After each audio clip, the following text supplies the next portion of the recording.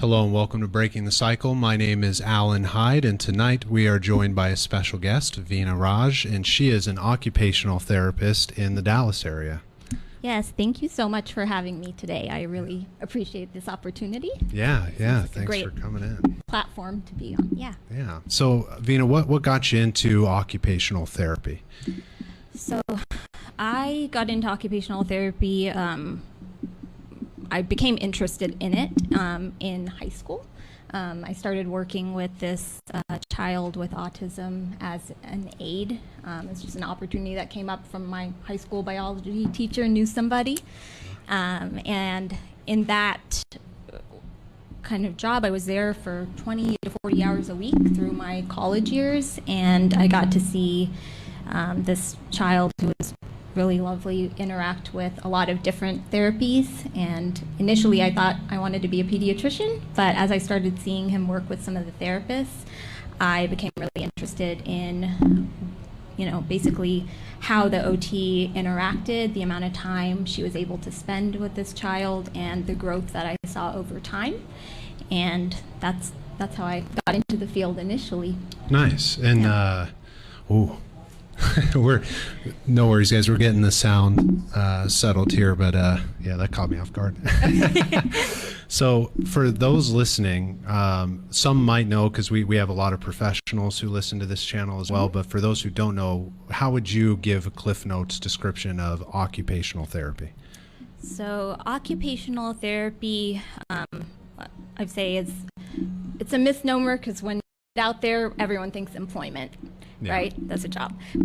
But that's one small part of what occupational therapy can work on. The occupations in occupational therapy refers to the daily activities that occupy one's time, the things that we all need to do, we want to do, that we're expected to do.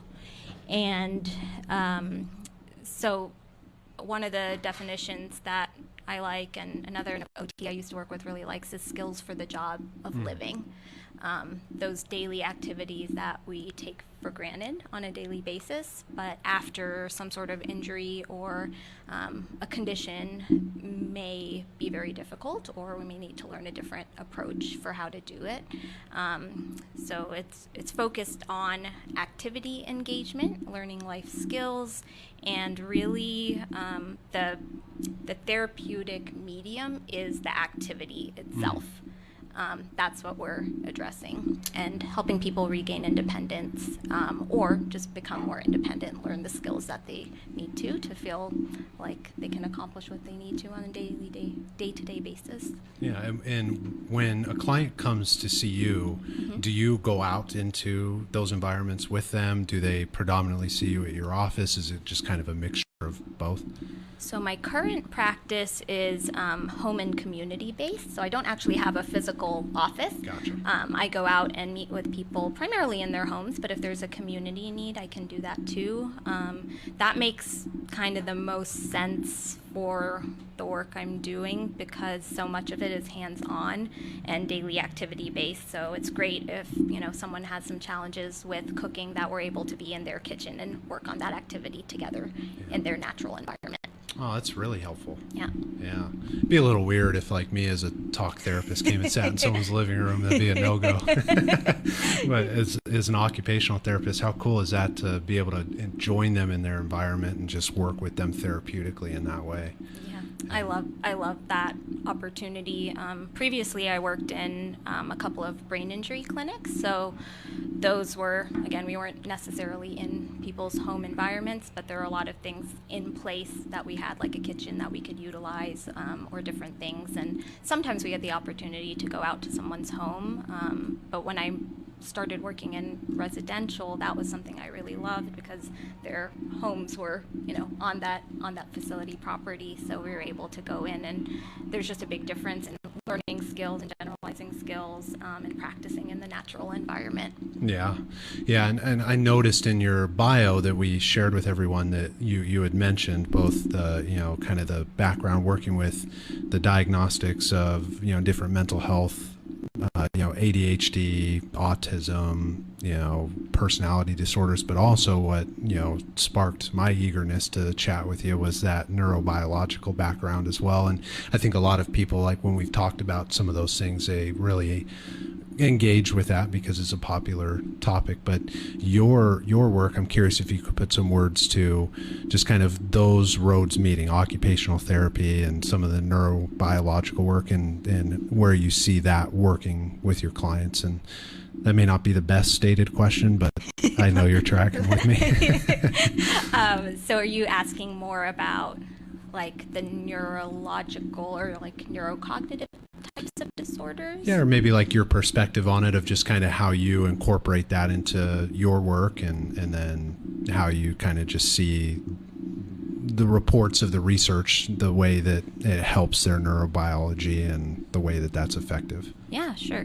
So as occupational therapists, I think one of the cool things is that we are trained very holistically. Part of my OT program was a cadaver lab. So anatomy and physiology in our curriculum. We look at psychosocial skills, cognition, vision, what else?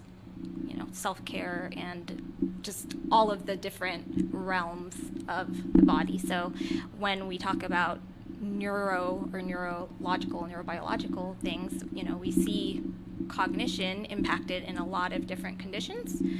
So I got a very strong background in addressing cognition from my brain injury work, but it's something that you see in some of the depression when it's severe, with anxiety and processing. There's executive functioning challenges across a lot of different diagnoses, schizophrenia in particular, some of the psychotic disorders. So having that background allows me to kind of go in and really assess what is the challenge that they're facing that's making it difficult for them to, complete a simple task, get somewhere on time, manage looking at a recipe and being able to follow it. And I'm then able to help with, sometimes there are things that you can remediate after a brain injury. There are things that you can do to really help with that neuroplasticity piece and help rebuild those connections that wire the brain. Which still applies even with other conditions, but there's also a lot of strategies that we can help put into place so that people are able to be more even with some of those difficulties that may not change. Yeah, and to see that in real time. Yeah, I used to, back in the day, I worked at the Amen clinic.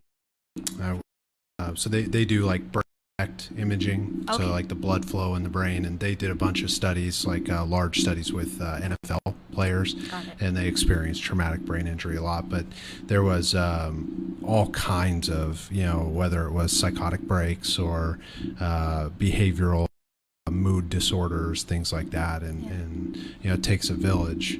We had occupational therapists there as well, because we can give them all of the medication, the therapies and all those, but when they're out in their environments needing that therapeutic assistance, we need that part of the team. And so, for those listening, that's what essentially, right, plus many other things, but that's what Veena is offering. Yes. I want to make sure here, Taylor, are we okay on the microphones, or is there feedback when we're talking into it? There's no feedback. Something is like... Yeah, I hear that. Yeah. Hold on one second, guys. We're going to sort this out real quick so we're not annoying you. You think it's the wires? Oh, it's the wires. Ooh, is it like hitting? Ah, bless our hearts. Okay, we got it sorted out. All right. So you're in these community environments. If we take a detour for a moment, if someone were to want to work with an occupational therapist, what are kind of, other than, because we're going to share your website and all of the contact information, how do people come across an occupational therapist? Like, because it's not the easiest thing to Google to find your specialization, and I've heard that from a lot of other professionals over the years I've worked with. Right. Yeah, that, I guess, part of the tricky part is that occupational therapy covers so many different things because it's about daily functioning. So I think it is easier to find like a pediatric occupational therapy who works with someone with a developmental delay, or who's autistic, that kind of comes through in the schools. OT is very integrated in the school system. There's a lot of sensory and outpatient clinics for that. And then when you get into adults and more like injuries, like it could be orthopedic injury, a brain injury, things like that. In those spaces, I think there are ways to find it. OTs are in hospitals, in inpatient units, and things like that. Part of why I wanted to bring this service here is for mental health conditions, and often to adults who kind of age out of that school system, autistic or have intellectual disabilities, the services are really limited. I have looked around because I ended up moving to Maryland 3 years ago to work in mental health because I suddenly really just wanted to work in mental health, and I couldn't find anything around here outside of the VA. And the VA has its own funding system, and so that kind of makes sense that they have OT integrated. And so I went to be able to get that experience and have that opportunity. And when I wanted to return, there's still nothing like OT in mental health around here. So that's part of why I started the practice. It's a population that I have a lot of passion in working with, and I wanted to be able to bring those services to the DFW Metroplex. So unfortunately, it's really not very easy to find an OT for the types of things that you probably see more of with mental health and substance use. Do you find that having moved away, gone to Maryland and spent some years out there, and then coming back after like all these people are moving here, that's made it, kind of partly why there's more of a need for it here? I mean, Texas is big and, populous to begin with, but yeah, definitely. I think there is a need. And the more people come here, the more the likelihood of the need, for sure. Yeah, I think that it's kind of shaken up the conversation. Yes. My aunt and uncle have lived here my entire life, and I remember we'd come to Bedford, and it was the middle of nowhere. Oh, yeah.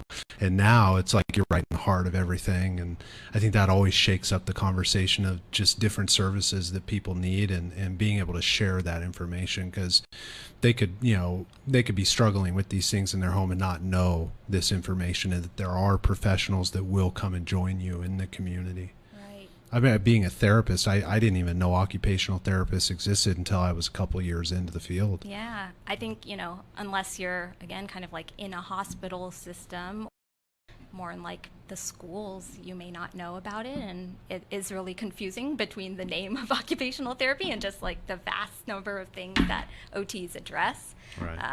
I think it's hard to unfortunately find the service, and I love that there's platforms like this out there to get the word out, and so it's been really neat to come back and start this practice, as I've been attending a lot of networking events and joined some of these groups, and it's been really neat to connect with other professionals in the mental health space and share, spread the word. And you've been active. When we added each other on social media, I saw like, oh, she's doing networking events, and she's really getting out there, and it speaks to kind of what we were talking about before, of like your graciousness and willingness to take a growth opportunity and come in to do something like this, and for mental health professionals, kind of stepping into this realm can be a lot at first, but it's just such a powerful thing to share with these fine people who are listening. Well, thank you. Yeah, I mean, so 3 years ago, I had been working in brain injury for, like I said, 9 years, and I loved the work, but it's very demanding, and especially in like a hospital type of system, you're go, go, go, the productivity is high, and there's a sense that is so hard for us as healthcare professionals that, we put our heart and soul into the work we do, but when things are so busy that you're stretching yourself so thin, and then you leave with this feeling of like, I'm still not able to give the type of care I want to, like that's a really kind of heartbreaking feeling at the end of the day. And in grad school, I was part of the mental health lab. I went to grad school in St. Louis, and OTs are in mental health in St. Louis, so I had a really awesome internship where I was able to work at, or basically intern at this group home for men who were homeless with mental illnesses. And it was just an incredible experience. And once I moved back to Texas, I transitioned into brain injury. There's nothing like that here. And like I said, 3 years ago, I was kind of like, I want to figure out a way, like how can I work in mental health? And I started reaching out to places all over the country, phone calls, emails, and probably like 30 places. And I got one place, this residential facility in Maryland, which was great, who said, yeah, let's get on a call. And it was a series of, long interviews, and I'm just so grateful that they took a chance on me to let me come out. And that took a lot of courage, but also just a drive to want to do something so bad that you have to kind of push through your fears and get out of your comfort zone. And so that's kind of what I'm back here doing now, and trying to remind myself, like, I did that, like that was a big leap, and now I've got to, unless I put myself out there and do things like this, even though they are anxiety provoking, that I won't get to help the people I want to reach. So I mean, and just the courage and confidence it takes to build a private practice. Yes. I mean, that's a lot of work, and a lot of rejection too that comes with it. And, definitely, it's like this. Yeah. It's like a roller coaster of emotions. And so I'm always so just encouraged and inspired by individuals who do go out and create their own unique slice of the pie. And I'm sure you have some unique ways that you bring to the way that you intervene in clients' lives. And there's quite a few areas that I stuck out in your bio, but I'll start with this because I'm sure a lot of people with kids kind of want to maybe hear this, or even adults who struggle with ADHD. How do you assess? And then, I guess the generic question that we know is extremely nuanced is how do you treat, but how are you assessing out the ADHD in your practice? So I don't, as an occupational therapist, I can't diagnose. So if someone is coming to me with ADHD, they've been diagnosed by a psychiatrist, psychologist, physician. But what I do as part of my evaluation, whether someone has ADHD or not, is a performance-based executive functioning assessment. That's one of the hallmarks of OT evaluation, is we're looking at a functional task and really getting some skilled observations of how someone approaches the task. And even from kind of an emotional standpoint, how do they handle challenges, what's their distress tolerance like, because that impacts function too. And so first I kind of start with that, and then I'm able to get a sense of their ability to plan, organize, self-regulate. And as far as addressing it, yes, definitely depends on the person, but kind of along the same lines with cognitive strategies. I know ADHD isn't something you fix, it's it's a trait. And so how do we work with this individual to help them with the things that are important to them? So sometimes that's things like, reminders and planners and stuff like that. And, does that work out automatically? No, we have to, we have to use other approaches. I am also trained, or I've taken some coursework with acceptance and commitment therapy. Yeah, I saw that too. Yeah. And I really that really aligns so well with occupational therapy and wanting to bring meaning into people's lives. And I do definitely work with that, like what are someone's strengths and interests and values, and how do we integrate that? Like I don't want to use this planner, okay, but be on time to meet with your friend who's waiting for you, and where's your value in that, and like how can we kind of integrate that into using the strategies. And then also looking at, what is someone's learning profile like? If they write something down on a Post-it note, are they just going to leave that Post-it there and completely forget about it, right? We may need something that's more like phone-based, which there's so many different apps and things which have been really helpful with some of the clients that I've worked with. And I know one of the things with ADHD is this time blindness. So being able to integrate some of that time pressure piece of like, okay, if you don't do this today, like this terrible task, I had someone who hated doing laundry, just hated doing laundry. He had so many clothes that it was really hard to get him to actually do it, because he always had another shirt to wear. Yeah, that's self-sabotage in action, right? But with something like that, like laundry's not going to go away generally. It's something that you're going to have to do. You're going to hate it today, you're going to hate it tomorrow, but how much crappier is it going to feel if you wait till, you know, the morning of and you don't have clothes, and kind of like bringing in some of that sense of fear and urgency. So those are some of the techniques I might use. Yeah, there's a lot of things you said there. One of the things I thought was really brilliant for just anybody stepping into this realm to understand the types of work that you and I do is that these defects or traits that we develop as human beings are exactly that. They're traits. They're not things to be changed by someone else. Yes. You know, and you know, we talk a lot obviously on this channel about recovery and different realms like that, and it's the same parallel, whether it's ADHD or an addiction or some kind of mental health diagnosis. Yes. The person outside can't change this other person. It's a trait or a symptom, and that person has to want to work on it. Yes. Yeah, and to varying degrees, those things heal or people recover. But I liked what you said about it being a trait, especially with something like ADHD. Is like, this isn't something we're seeking to like change, and now they're a whole new person. Yeah. Yeah. I really like that you commented on that, because I know sometimes people say that like they're broken or they need to be fixed, and I kind of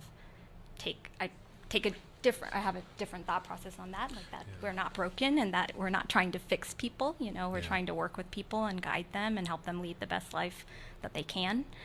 But we're not here to fix. We don't have a magic wand. We're not here to force people to do anything either, you know, they have to want it, and everyone has their own unique journey.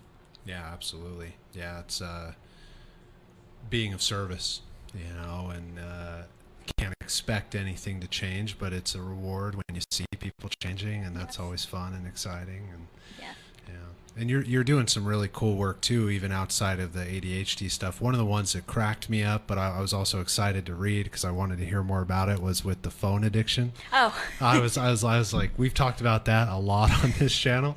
And I think a lot of people, you know, they're going through it, you know, and you know, here we are as young clinicians on the cutting edge of like, this is going to be a problem, you know, and I'm curious, just kind of your perspective.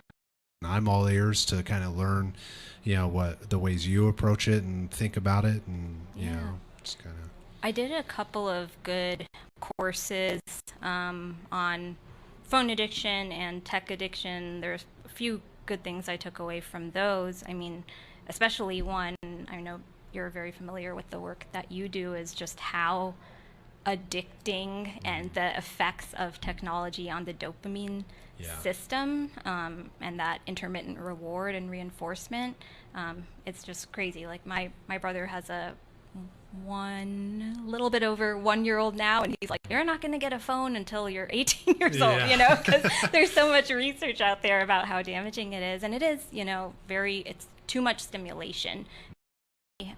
Messes with our sleep cycles. There's so many different areas, but part of why I did that course is I was working with an individual in residential mental health who kind of had some paranoia to begin with, and then would get on the phone and really kind of like very compulsively, even though this would make him feel so much worse, he would look at these things, and then, you know, these online boards and interact with people and get these messages, and then it would just like completely throw him for a loop.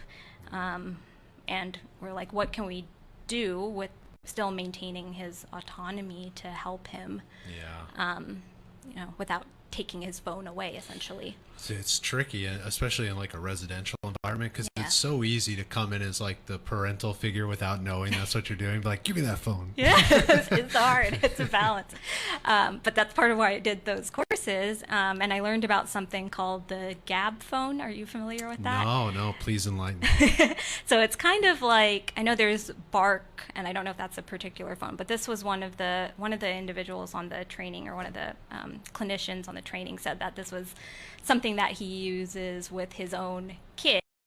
It's a phone that is not a smartphone, but it looks like an iPhone. So, you know, everyone wants to fit in. And I think that's part of the hard part when people have kids and they don't want them to get made fun of.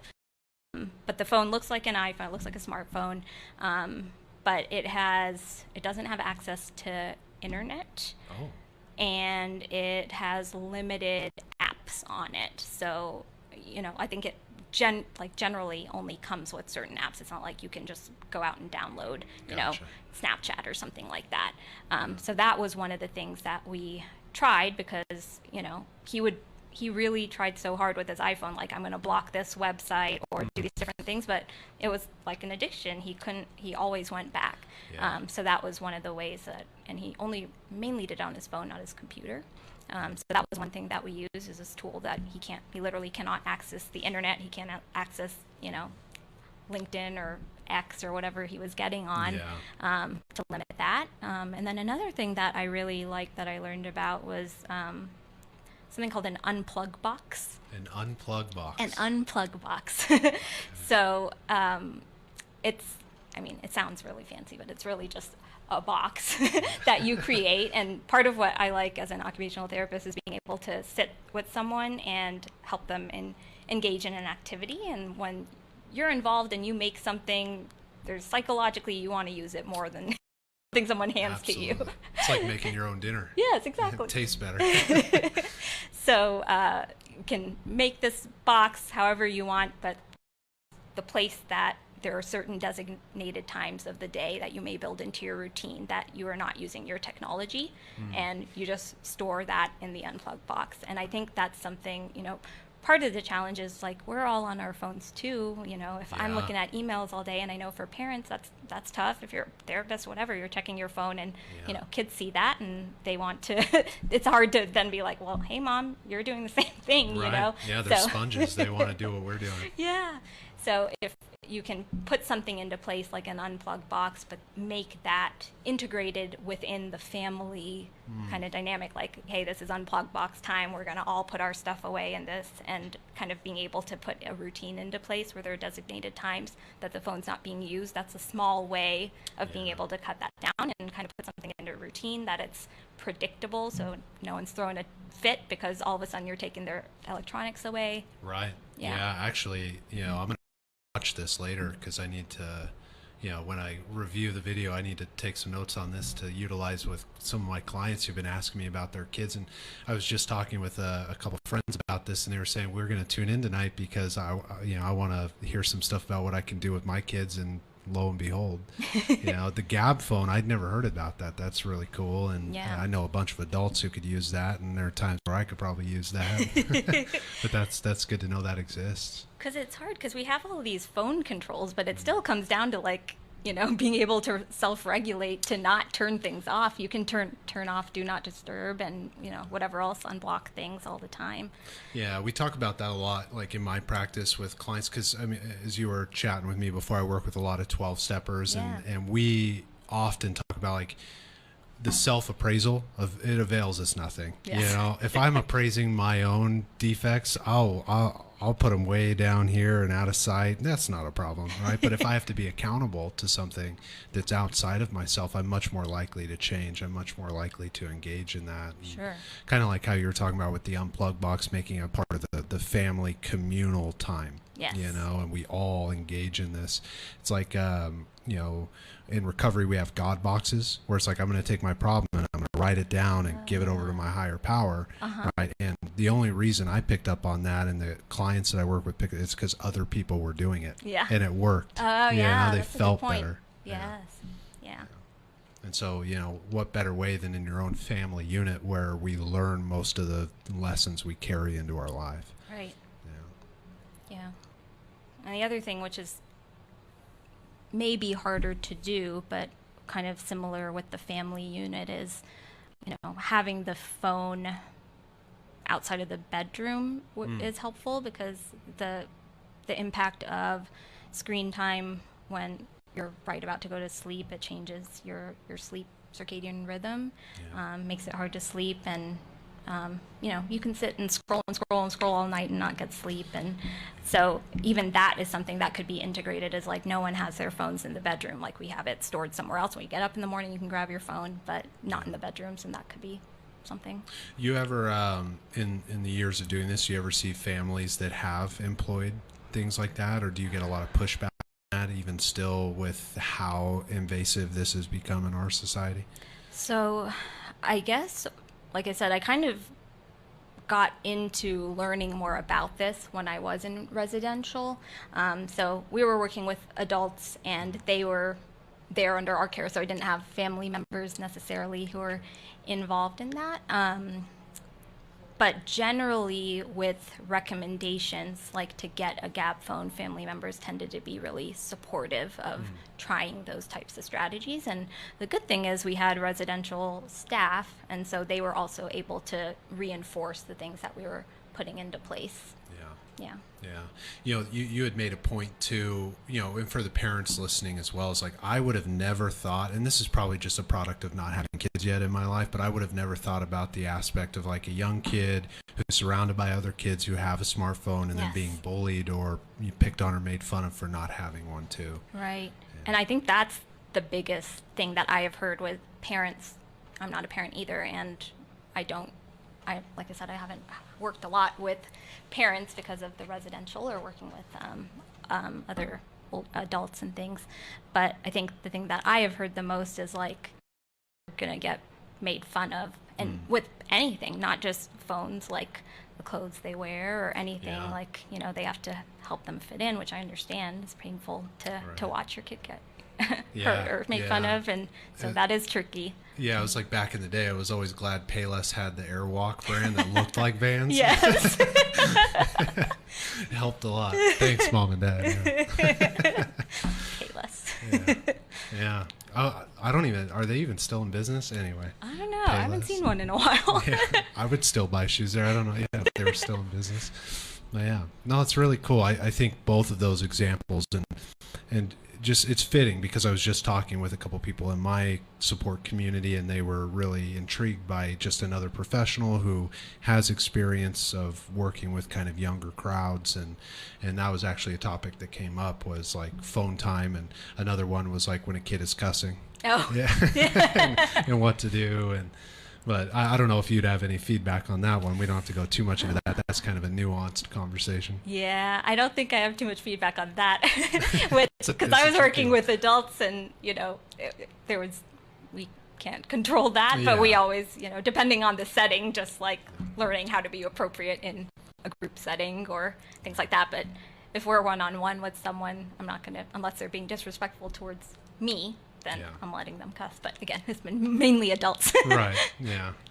And so working with adults in a treatment setting, do you find that it's significantly different when they're, you know, still struggling with the similar issues, but they haven't gone to treatment? There's kind of a nuance to this, because you and I know it's like there's a big difference between someone who may need treatment but hasn't gone yet, and needed treatment, went, and now they're out in the wild, versus someone when they're in treatment. And I'm curious if you could put some words, just as you've navigated in a few of these different realms, of just how to get ready to approach working with an occupational therapist, whether they're in any of those spaces. I guess I kind of went in a few different tangents there, but just kind of how they could approach you and get the benefits, whether they're scared or, you know, ready to do the work. Yeah, I think especially being in private practice, it gives me a lot of autonomy, and for the things that we work on. With OT, I always try to meet people where they're at, and part of like the OT, I guess, values or approach is very autonomy focused and very collaborative and very client centered. So I think that's kind of the biggest thing I try to encourage, is like, we're here to work on your goals and the things that you want to work on and the things that are important to you, and the evaluation itself is structured that way. And it is hard, because sometimes we think, well, you need to work on this, that, and the other, but but I really do try to meet people where they're at, and that was especially important in residential, because there's often denial there. And even though it was a voluntary program, people were mostly coming because their parents wanted them to come there if they had serious mental illnesses. So making sure that they had the autonomy that I was able to get creative with the work that I was doing. If someone is experiencing psychosis and still trying to participate in the services is like, what can I get them to engage in so that they're still kind of grounded in reality as much as possible during this time, but really working with them where they're at. People show up and they're in a really bad mood, or they're really depressed that day, so how do I pivot so that I'm still being supportive and motivating and we're still able to engage. So that's, I think, the biggest thing is just showing up and being compassionate and meeting people with where they are. Yeah, which I think also speaks to like finding the mode that works for clients, because you were touching on this earlier, and as you were talking about like the different diagnoses to come in, if someone's got schizophrenia, you probably don't want them in the mode of writing very often, especially if they're actively in the diagnosis, because that could fuel the paranoia and the delusions, and and so probably a lot of physical stuff with those who are struggling with more of the psychotic symptoms and things like that. I had an individual who really was hard to focus with the psychosis being ongoing, and tried really, really hard, because there's a tendency towards shame and wanting to mask the symptoms. But the best way that I was able to have her be present in our sessions and engaged was to do something that was hands-on and creative. And then she would get really into it. And then once she started, coloring something or building a little toy car or whatever it was, then she would start really interacting with me and asking me more questions and engaging. So like being able to figure out what is that mode to be able to connect and engage someone the most effectively is really important, and we learn it over time with each client. So it's tricky. That comes back to what you were touching on, like when you meet the client where they're at in the beginning, where they're at is they don't know you, they don't trust you, they probably don't like you. I've experienced that for sure. We used to have I worked at this treatment hospital in California, and we'd have some of our occupational therapists do a lot of the exposure therapy, because they're already communal based. And do you do any of like the exposure therapy? I do. Yeah.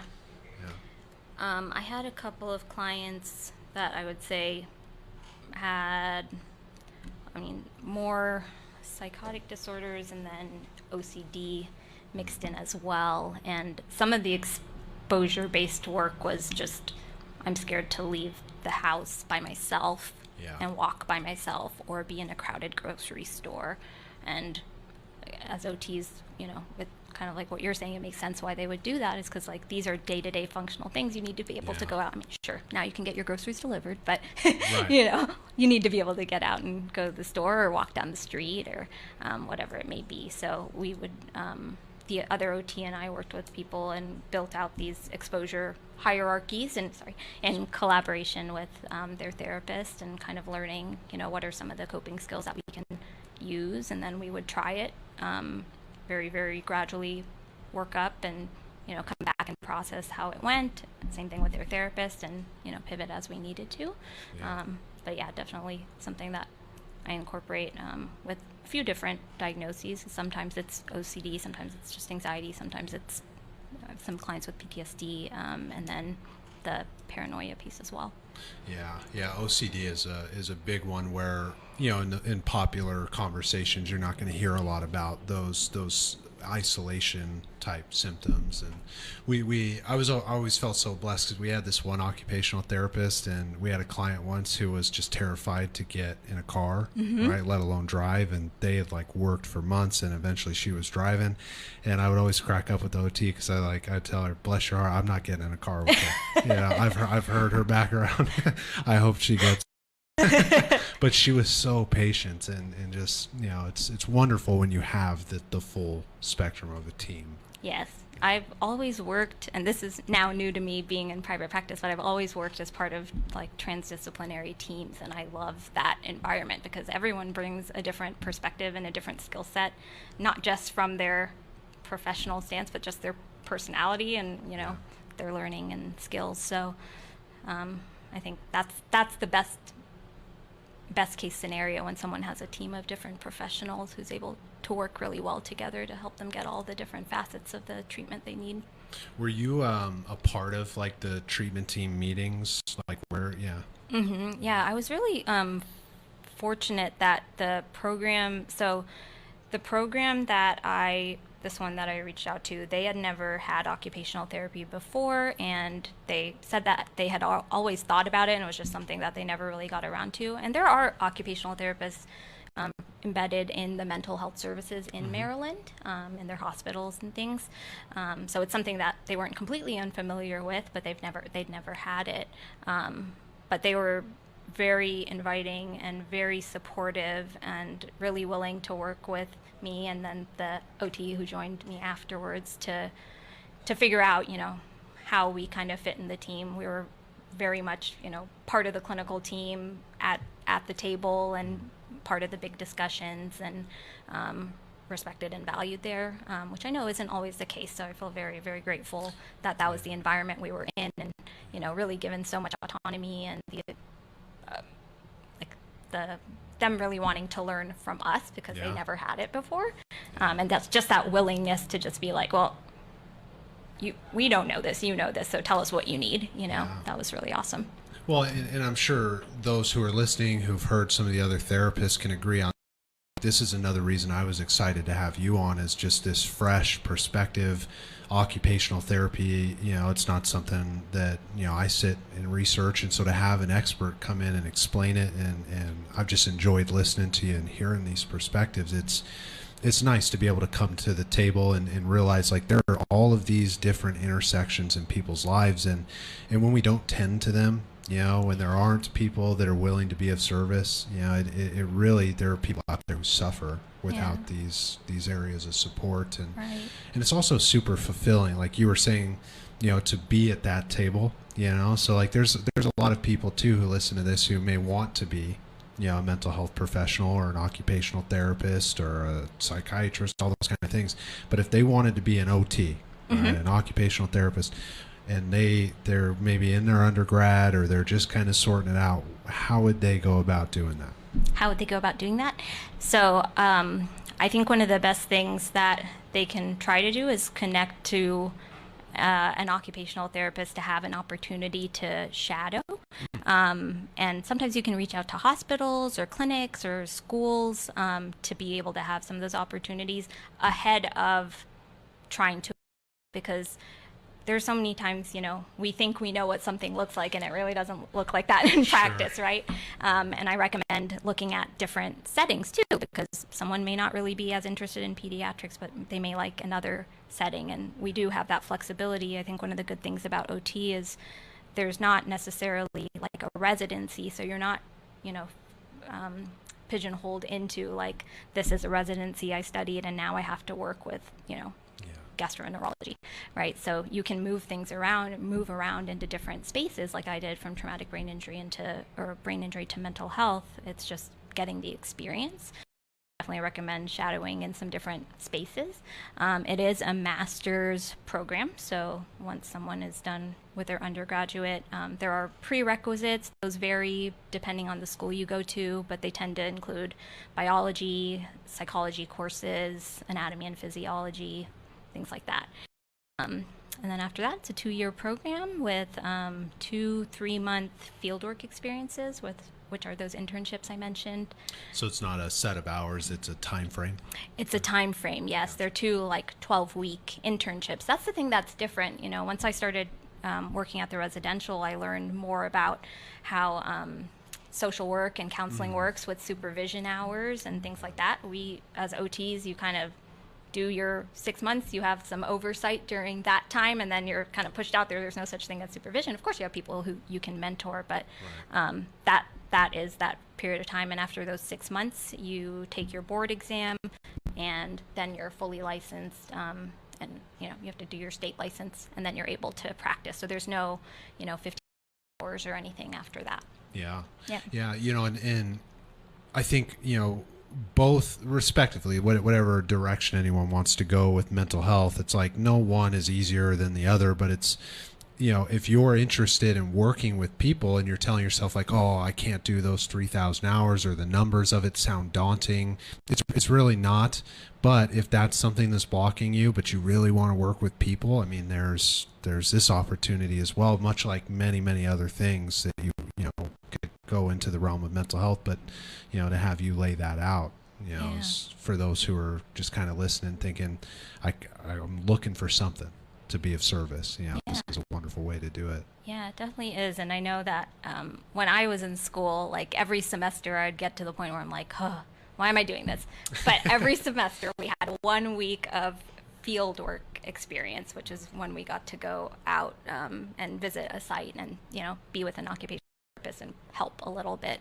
And that 1 week, every semester was like, okay, this is why I'm doing this. So with those 6 months or, however many hours, even though it seems like it's a lot, something that you like that's the best part, I think, of the schooling. Yeah. It got to a certain point I was done reading the books, even though that never ended. Yeah. Still keep learning. Yeah.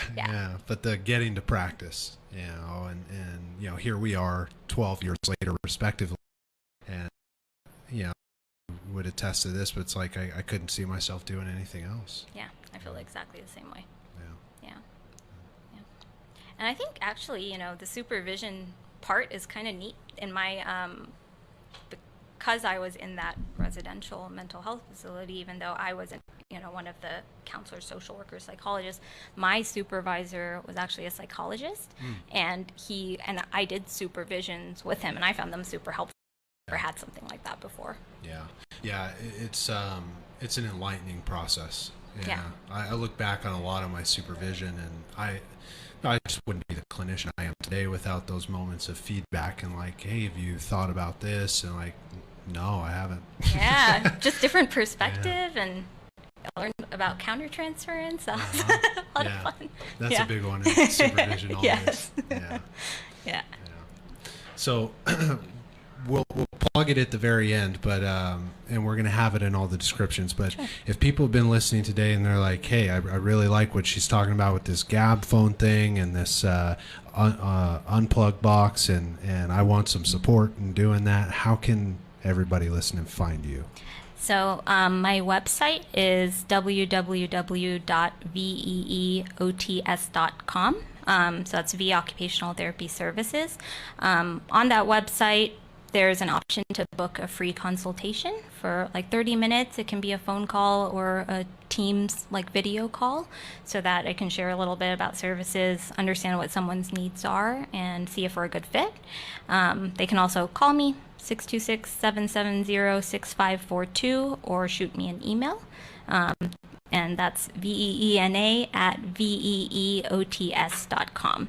So reaching me in any of those ways was a great way to get started. Yeah, and when you are listening to this, we'll have information posted. If you're on YouTube or Spotify, check the descriptions. If you're on Facebook, it'll be in the posts where we promote this episode, and they'll be able to find. And your website is very beautiful, by the way. Oh, thank you. Yeah, it looks very professional. Thank you. I designed it. Did you? Oh, that's did. awesome. Yeah, I was looking over it the last couple of days, and I was just like, this is a very nice website. I'm glad to hear that. Yeah. So you designed that website. Yes. How cool. Yes. I guess that's kind of part of the thing too. It's like there's so many different things you do as a practice owner, and you learn new skills. So that was the fun part. Yeah, I'm in the middle of someone. I am not a designer of a website kind of guy. My first website was so hilarious looking, but I have someone doing it right now. But I appreciated yours. I was like, oh, this is easy. It's intuitive. So if you guys go to the website and you're looking to work with Veena, it's very easy to navigate. There's a ton of information on there, which was just helpful for me to get to know your background and just what do occupational therapists do? It's been a while since I sat and looked at it. Okay. Yeah. Thank you. I'm glad to hear that. Yeah. So I have a couple questions for you that we can kick around here. But if you were going to start a occupational therapy amusement park, what would be the first ride you built and why? Occupational therapy amusement park. Can't even wrap my head around that right now. The first ride, like actually a ride? Yeah. A physical ride?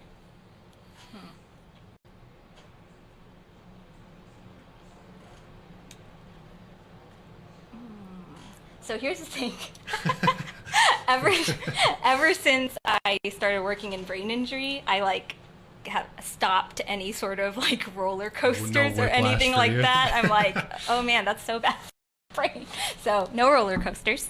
No roller coasters are out. I would probably say I really like water, and I think it is calming. It is good on the joints. There's so many different positives health-wise. So I'd probably say some sort of like water slip and slide into a pool sort of thing with a ton of sensory objects in there, like different things that people can use for like deep or compression, or I don't know, like maybe a section that is scented so that you get like that aesthetic part nice. of it. Yeah, let me know when you build this ride.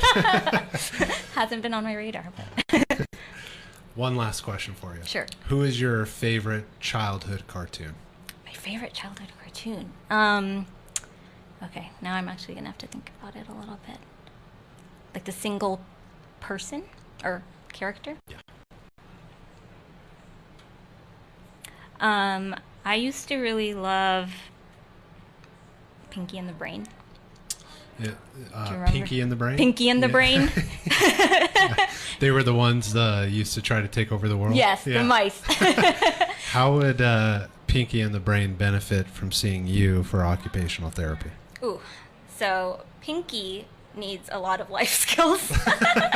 Probably some strategies and cognitive strategies and skills to be able to better manage day to day, and also improve judgment when interacting with Brain. Yeah.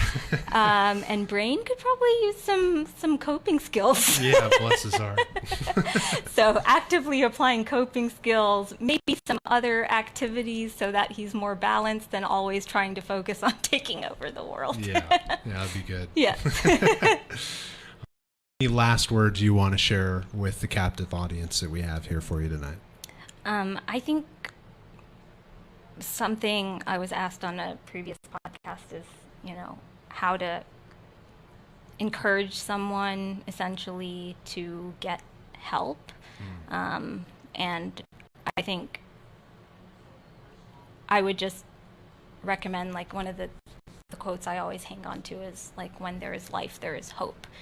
And even though, it feels like maybe everything is crumbling around you, as long as you're here, there is help out there.